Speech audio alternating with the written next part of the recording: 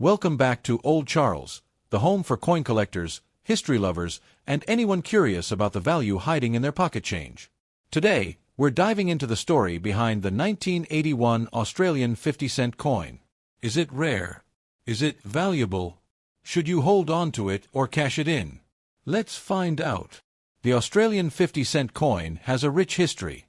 It was first introduced in 1966 as a round 80% silver coin, but that didn't last long.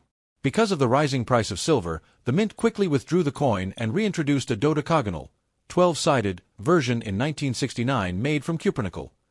Fast forward to 1981, a very interesting year in Australian minting history.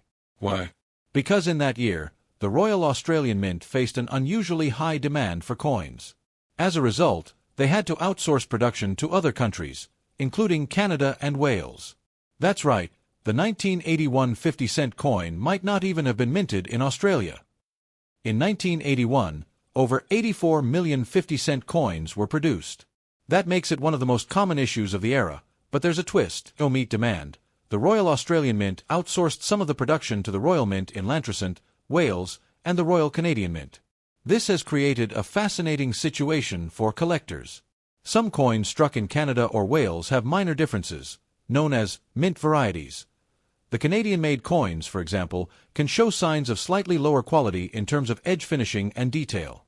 Some enthusiasts have reported slightly different font thicknesses or rim widths. These foreign-minted coins aren't errors. They were officially produced, but because they're not as common in circulation, some collectors consider them more desirable. So how can you tell if your 1981 50-cent coin was made in Canada or Wales?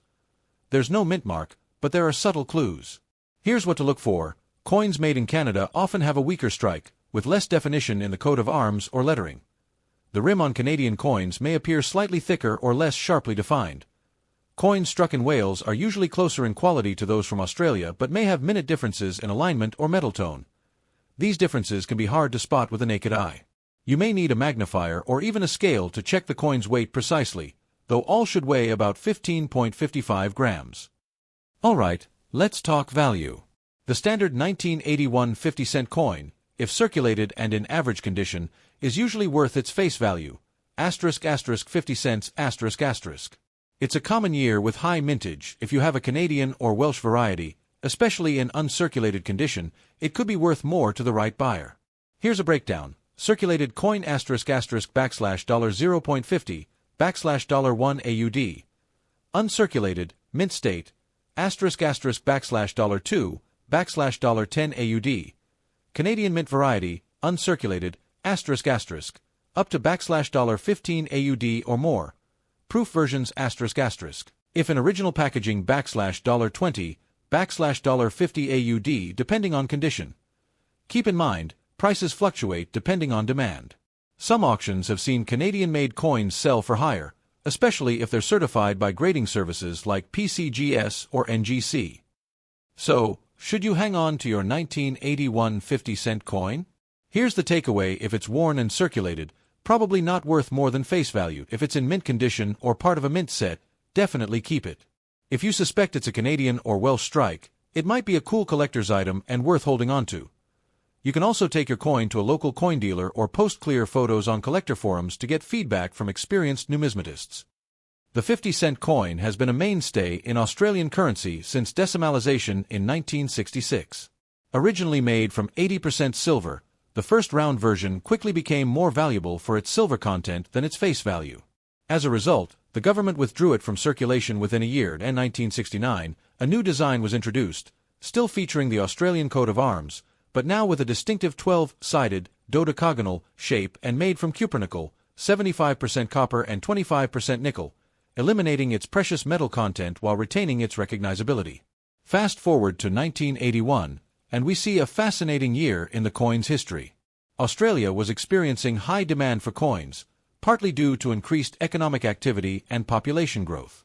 The Royal Australian Mint couldn't meet this demand alone, so it turned to international mints for support. In 1981, the Royal Australian Mint partnered with the Royal Mint in Lantricent, Wales, UK, the Royal Canadian Mint. These foreign mints produced millions of 50-cent coins using Australian dies, but slight variations arose due to differences in minting equipment, blanks, and quality control standards.